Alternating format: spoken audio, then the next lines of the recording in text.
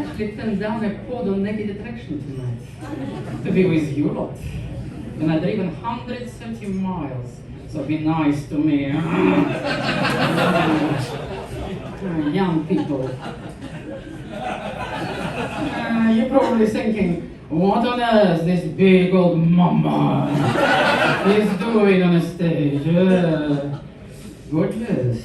Mama knows best. By the way, I'm a doctor. But I can't help you with your neck, back, and premature ejaculation. I'm a doctor of philosophy. I can brainwash you! Don't be scared. I'm actually an art historian. PhD is just a degree. But during the pandemic, I lost my job, bulk of it, and I turned to comedy. The point to cry for the loss when I can see you guys and laugh together, isn't it? Anyway, my English is a little crap. But I'm not going to apologize. I feel so British. So well integrated. I don't say sorry now when somebody pushes me these days, you know? And I started liking this Brussels sprout shit. I actually don't know why after Brexit it's still called Brussels. It should be Birmingham or Brixton at least, you know? Anyway, talking about vegetables. In a land of Shakespeare, we recently had a fantastic kitchen garden comedy. Well, poor lettuce was eaten by slugs. And we all expected a very erotic aubergine Boris. But apparently, he's not healthy for our table. So we decided not to have it. Everything was, guys, changing so fast, it reminded my speedy dating. You know, we love you, and then fuck off. Anyway, goodness, can you spot my accent, by the way?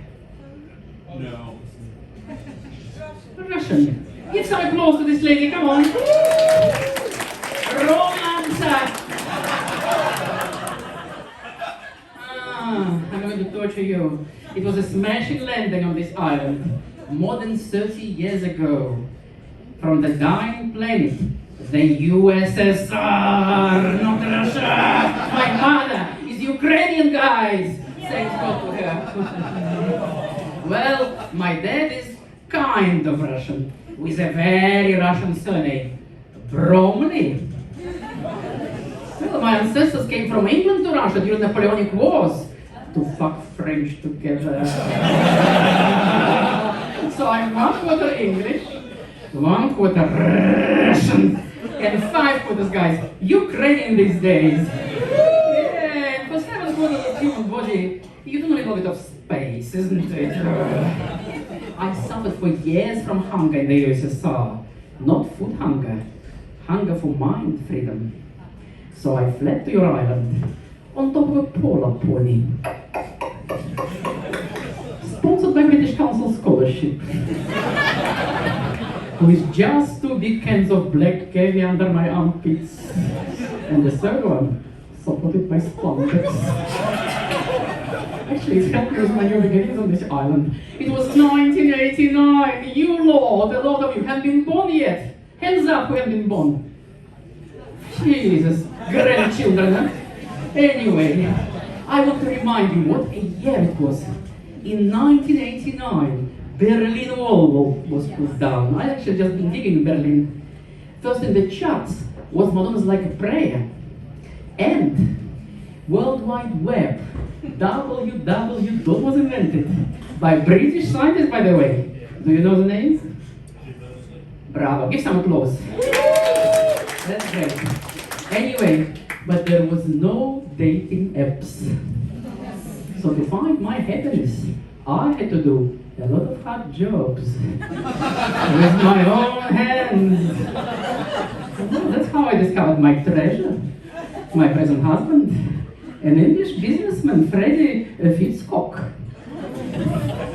Well, I had to spend the whole year, guys, on this exhausting process, going through all these posts by love seekers in newspapers, magazines. Well, these days, when you're using dating apps, are you using dating apps? Yeah, I know, I knew you are. Well, then you know you receive a lot of these dick pics, yeah? With Mickeys. From Mickey Mouse to Elephant Tusker. But guys, at my time, I would receive the whole novels of unsolicited descriptions in writing of all these male appendages. It was 24-hour job for me to select the best of British. I was 19 when I married first time. Like you, baby. Nearly a virgin. Like you, baby. It was just a run away from my Ukrainian mom. But my present guy's Freddy, he's so strong to bear me. Or is he scared? I told him once, don't fuck up with me. I'll spike your beer. With polonium. 30 years, guys, and we're still together. Well. Not everything roses, like in every family. But my sex life is not sizzling. It's sizzled up. Like many Englishmen, my Freddy decommissioned his weapon. Well, at least on my front. And he turned it into a tool for gardening. Any gardeners here? Not yet, huh? Anyway, and I've been telling him I'm also a flower. Not a deflowered, of course, and not a young bud like you, but the whole bush. The burning bush. All for him. But I need watering and pumping. You gorgeous are lucky. I'm sure you can have sex at least 3-4 times a year. But as for me, guys, the only creatures who have any interest in my body are flies and mosquitoes. I was thinking how to substitute, but actually, shoplifting is very cousin. If you can do it right, of course. You feel like Mata Hari or James Bond, or even Robin Hood if you pinch something from Harrods or something. I don't do any drugs. No. What's the point to have cocaine when you have a cocaine? Anyway, it's true. One day, guys, I opened my iron curtains and I decided it was time for change. But unfortunately, disaster struck. I had to go under the knife, and it was not a cosmetic surgery. But don't spoil your fun. I know it's hard to believe, but actually, the most exciting time of my life, at least in the last 2 decades, happened after the whole operation. See, a huge shake-up of my hormones during the operation made me so fucking horny. Oh, I couldn't pass anything which was sticking out of this land. Laughing, actually struggled to keep my knickers on. I just wondered if during the operation, doctor stuck some perpetual mobile engine into my love nest. Or instead of painkillers, I was put on this Gwyneth Paltrow lipid straightening down to fuck pills. Anyway. And actually, it's also caused me some problems. I had to punch out my mustache every second day. Not to look like Salvador Dali.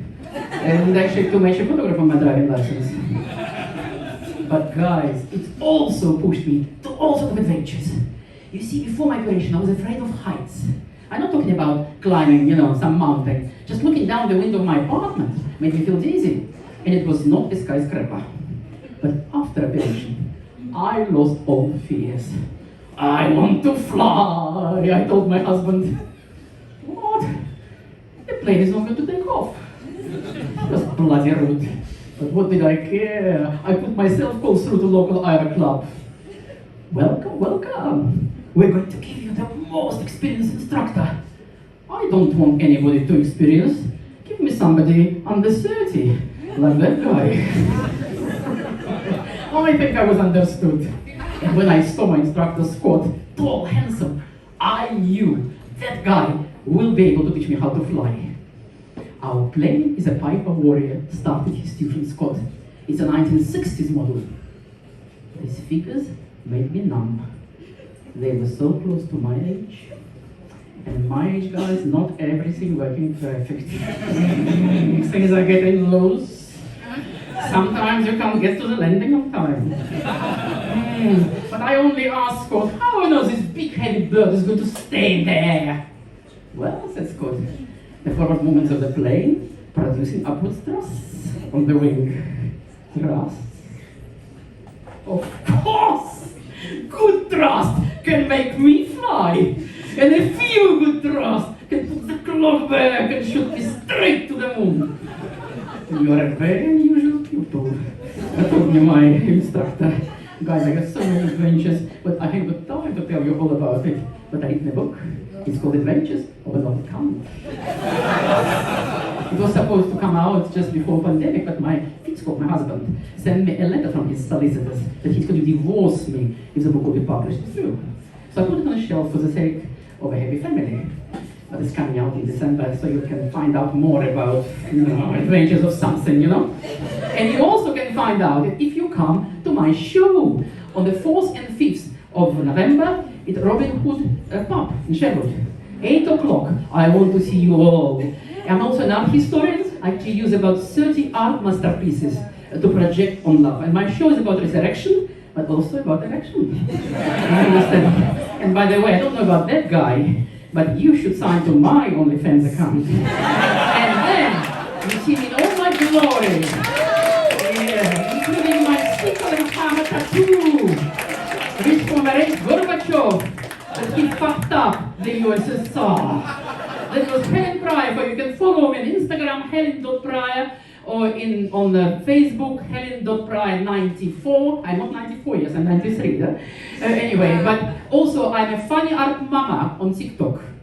So please join Funny Art Mama. I go to all art galleries, museums, and I find funny things, old things in art and history. So you would enjoy it. Thank you so much for being here and turning my life today in fairy tale.